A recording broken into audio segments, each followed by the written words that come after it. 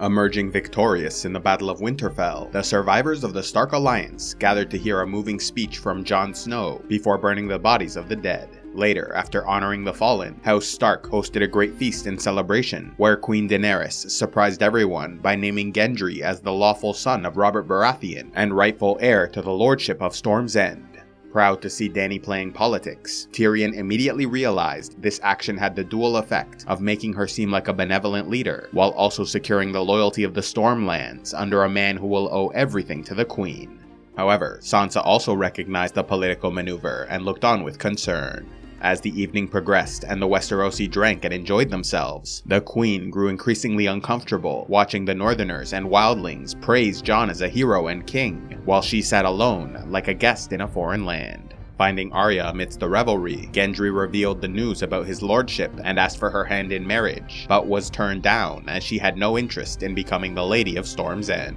Late into the night, a half-drunk Jon Snow met privately with Daenerys, who desperately tried to persuade him into remaining silent about his origins. Though Jon claimed he had no interest in the throne, he felt it necessary to tell Sansa and Arya, which then turned the conversation hostile, as the Queen made it clear keeping his lineage secret was the only way they could be together. With the festivities completed, Daenerys called a war council to discuss the next stage of their campaign, where they learned roughly half their army was lost in the Battle of Winterfell, though they also made some gains in the south, as the new Prince of Dorne pledged his support, and Yara Greyjoy had retaken the Iron Islands. Wanting to spare the people of King's Landing from the slaughter of Dragonfire, Dany's advisors suggested encouraging a popular uprising against Cersei by sending the last of their Northmen, Dothraki and Unsullied, to march south and lay siege to the capital, while the dragons accompanied a smaller force by sea to Dragonstone, where they could stop the Iron Fleet from bringing in supplies. Tensions then rose when Sansa suggested delaying the attack so their men could rest after the last battle, upsetting Daenerys, who felt her enemies were getting stronger every day they waited. Yet before the argument could go further, Jon silenced his sister by stridently reaffirming the North's commitment to the Queen, settling the issue. Upset by Jon's devotion to a foreign conqueror, Arya and Sansa called a meeting at the Godswood with the last of the Starks, expressing their distrust of Daenerys. Though the Queen begged him to remain silent, Jon saw this as an opportunity to reveal the truth about his origins, and so looked to Bran, who simply replied it was his choice to make. Wanting to be honest without stirring up trouble for the Queen, he made both his sisters swear an oath of secrecy before revealing he was their cousin by blood and true heir to the Iron Throne, as his mother was their Aunt Lyanna Stark and his father was Rhaegar Targaryen. After learning the truth about the brother she loved, Arya left Winterfell alongside the Hound, both bound for the capital where they had enemies to kill. While drinking together, Jaime and Tyrion Lannister were confronted by Sir Bronn of the Blackwater, who came north, demanding they pay twice what Cersei was offering in exchange for sparing their lives. However, since she promised him the great fortress of Riverrun, Tyrion felt obliged to offer the most lucrative prize available, the lordship of Highgarden in the Reach.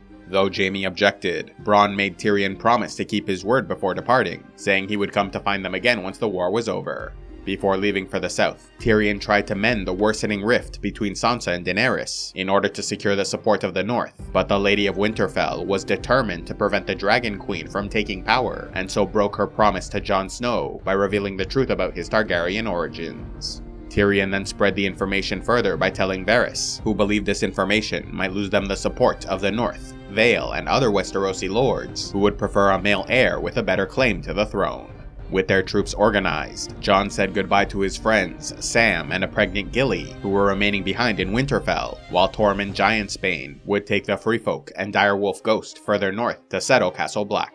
Jon Snow and Davos Seaworth then marched south along the King's Road with the Targaryen army, while Daenerys, Missandei, Grey Worm, Tyrion, Varys, Drogon, and Rhaegal went to White Harbor where they set sail for Dragonstone. Unfortunately, the voyage by sea turned into a disaster when they discovered Euron Greyjoy waiting for them with an upgraded Iron Fleet, launching a series of scorpion bolts to strike and kill the dragon Rhaegal, who fell beneath the waves. Though she was furious and wanted revenge, Daenerys was quickly forced into retreat, allowing the Ironborn to destroy her ships, resulting in the loss of men and the capture of Missandei, while Tyrion, Varys, Grey Worm, and other survivors sought refuge on Dragonstone. In the capital, Queen Cersei opened the gates of the Red Keep to thousands of small folk, allowing her to pretend she was protecting her people from the Dragon Queen, while actually using them as human shields, so if Daenerys attacked, she would have to kill many innocents to take the throne. She also informed Euron that she was pregnant, lying to him about being the father, so that their child could one day rule all of Westeros.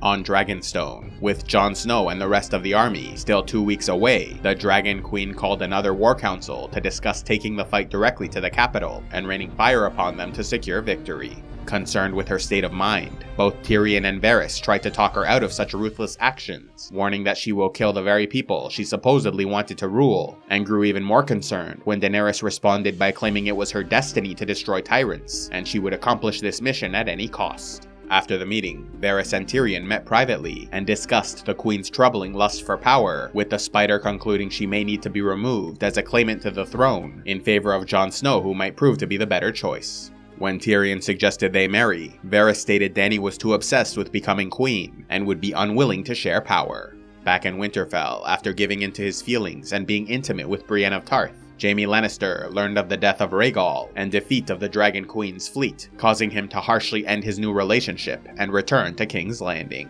Meanwhile, Daenerys gave Cersei one last chance to surrender by traveling to the gates of the capital to discuss terms. However, when the two hands of the queens, Tyrion and Qyburn, began their conversation, it became clear the Lannister faction had no intention of surrendering, but leaving themselves in a strong position, as the city was now armed with dozens of scorpions to repel a dragon attack, and their ground forces were reinforced by the fresh troops of the Golden Company, while the Targaryen forces were depleted and battle-weary. Despite all this, Tyrion ignored his counterpart and walked towards the gate, giving a passionate speech directly to Cersei, asking her to give up this war so she might survive and give birth to her child. However, the Lannister queen was committed to her reign, and so responded by asking the prisoner Missandei to speak her final words, before ordering her beheaded in plain view of Grey Worm and Daenerys.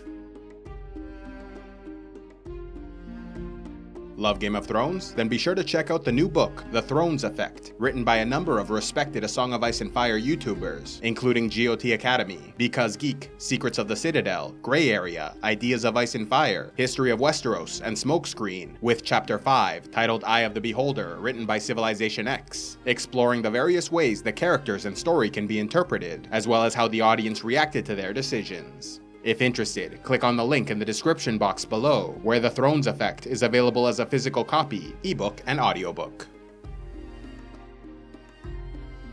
A special thanks to all those who contribute to CivilizationEx, like Uther Lightbringer, Jack the Lionheart, Sir Tanner the Skinner, and Sir Bob of the Buoy. If you'd like to help CivilizationEx, click on the Patreon link, and please be sure to like, subscribe, turn on notifications, and click on the links to see more.